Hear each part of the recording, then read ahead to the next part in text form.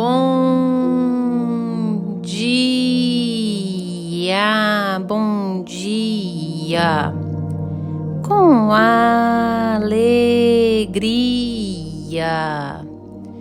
Que a graça e a paz do nosso Senhor Jesus esteja sobre a tua vida, sobre a tua casa, a tua família. Esteja em todo o tempo buscando a presença do Senhor. Fale com Deus em todo o tempo. Esteja conectado a Ele, conectada a Ele. O Senhor é o caminho, o Senhor é a verdade, Jesus é a vida. Para que de fato tenhamos vida, é necessário buscarmos ter a vida de Jesus, segui-lo, negar a nós mesmos e carregar a cruz. Você já falou com Deus hoje? Fale com Deus. E nesse domingo lindo e abençoado, do dia 9 de junho de 2024, o Senhor nosso Deus nos trouxe o pão diário na carta aos Romanos, no capítulo 11, versículo 5 a seguir, onde a Bíblia vai nos dizer assim: Assim, pois, também agora, no tempo de hoje, sobrevive um remanescente segundo a eleição da graça. E se é pela graça, já não é pelas obras, do contrário, a graça já não é graça. Que diremos, pois? O que Israel busca, isso não conseguiu, mas a eleição o alcançou. E os mais foram endurecidos, como está escrito: Deus lhes deu espírito de entorpecimento, olhos para não ver e ouvidos para não ouvir, até ao dia de hoje. E diz Davi: torne-se-lhes a mesa em laço e armadilha, em tropeço e punição. Escureçam-lhe os olhos para que não vejam, e fiquem para sempre encurvadas as suas costas. Glórias ao Senhor por estes versos, e uns versos de alerta. Versos de alerta. Hoje eu quero falar de um espírito de entorpecimento. Um espírito de entorpecimento tem girado, tem rondado as nossas vidas. Pessoas que têm olhos, mas não conseguem ver. Ouvidos, mas não conseguem entender. E o que provoca esse espírito de entorpecimento é a própria dureza do coração. Um coração endurecido, um coração que não aceita a palavra, um coração que não aceita Jesus como Senhor e Salvador, um coração enganoso, porque muitos até falam Jesus é o Senhor, mas não vivem nele. Não vivem tendo o Senhor como Senhor. A questão é que nós devemos viver de um modo que nós temos o Senhor como Senhor e Salvador da nossa vida. Porque se de fato nós vivermos assim, nós vivemos pela fé, nós vivemos em obediência, porque a obediência é contemplada na fé verdadeira. E quando nós de verdade vivemos pela fé que vem do ouvir e aplicar a palavra de Deus em nós, nós temos o espírito de discernimento, a ver com os olhos e ver por uma ótica de fé e entender se aquilo faz bem ou não para a minha vida. E ao ouvir, também tenho discernimento. Entender o que Deus está querendo me dizer e entender que requer mudança da minha parte, transformação. Olha, o ouvir a voz de Deus deve provocar em nós discernimento. O ouvir a palavra deve provocar mudança nas nossas vidas. Se nós ouvirmos a palavra, se vermos as coisas de Deus e não atingir o nosso coração, não ter mudança na nossa vida, não será que estamos possuídos por um espírito de entorpecimento? E assim, aqueles que tiverem um espírito de entorpecimento, a mesa passa a ser laço e armadilha, tropeço e punição. A Bíblia vai nos dizer em Provérbios 10, 29, que os caminhos do Senhor são fortaleza para aqueles que andam em retidão. São fortaleza para aqueles que escolhem de verdade Jesus como Senhor e Salvador. Mas os caminhos do Senhor são destruição para os que praticam a iniquidade. E olha, saiba o que é iniquidade. Iniquidade não é nem esse pecado exposto de prostituição, de roubo, de matar, esse pecado que a gente olha com os olhos e vê. A iniquidade é aquele pecado interno, é a inveja, é a cobiça, é a hipocrisia. São as más intenções que estão no meu coração, porque Deus, Ele sonda o nosso interior. Ele sabe de fato o que tem dentro de nós. Se de verdade nós somos dele, estamos andando pela fé, vivendo pela fé. Cuidado com aquilo que tem habitado o seu interior. Porque às vezes você pensa que é um homem ou uma mulher do bem, mas o que tem dominado o seu coração? Raiva, rancor, ódio, falta de perdão? Isso é iniquidade. E aí os caminhos do Senhor são destruição para você que tem esse tipo de sentimento, para você. A inveja corrói os ossos. A soberba te afasta de Deus. Deus, Ele acha graça nos humildes. Cuidado com esse pecado interior. Porque os caminhos do Senhor são destruição para quem age, vive assim. São destruição. Esse tipo de sentimento vai te levar a ruínas, vai te levar ao inferno. Tá te fazendo um hipócrita, uma pessoa que se diz de Deus quando na verdade não é.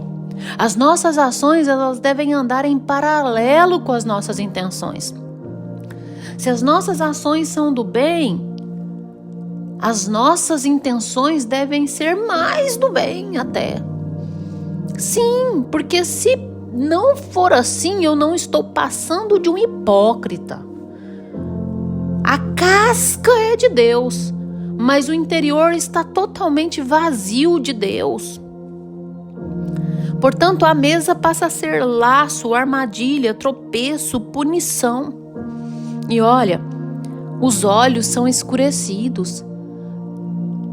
Os olhos ficam tão escurecidos, os ouvidos também, que ainda acha que está num posicionamento certo.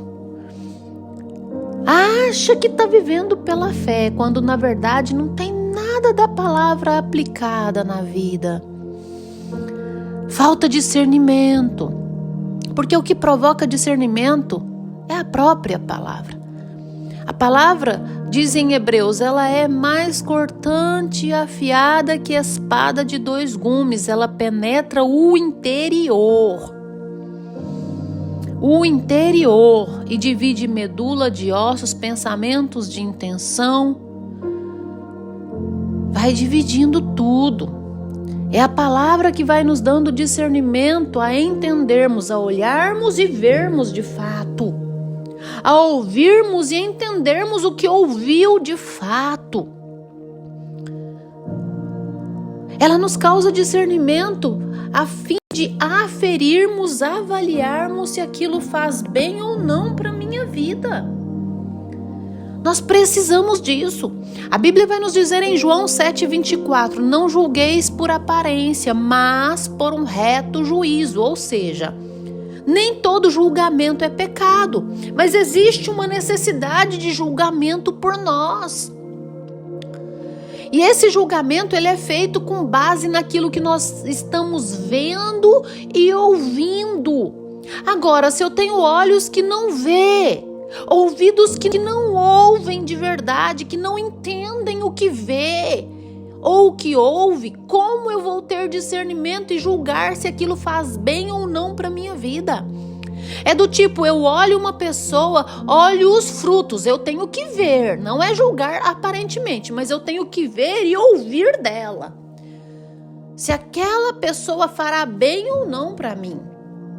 Olha, as más companhias corrompem os bons costumes. Como que eu vou avaliar se ela é uma má companhia? Precisa passar por um processo de julgamento, mas não é um julgamento aparente. É um reto juízo, ou seja, é julgar pelo proceder da pessoa. É aquilo que de fato eu vejo e ouço daquela pessoa. Tá entendendo? Mas sem discernimento eu não vou conseguir avaliar. Porque os meus olhos estão cegos a enxergar o que está errado. Os meus ouvidos estão ensurdecidos a ouvir e a entender o que está errado. A ouvir e avaliar se aquilo é bom e edificante para a minha vida. Nós precisamos nos libertar desse espírito de entorpecimento e alcançar o discernimento por meio da palavra. Buscar em Deus, buscar a presença do Espírito Santo de Deus, porque é o Senhor que nos conduz ao amor de Deus e à constância em Cristo, segundo Tessalonicenses capítulo 3, verso 5. Eu ministrei anteontem. Nós precisamos estar em todo o tempo alimentando da palavra para nos libertar desse entorpecimento, porque pelo entorpecimento nós andaremos encurvadas as costas a vida toda e conduzidos ao inferno. Nós precisamos ter revelação à luz da palavra. Por isso eu digo a você, ore antes de ouvir a palavra. Fala, Deus, me revele aquilo que o Senhor tem para mim por meio da tua palavra. Deus, limpa toda a cegueira dos meus olhos.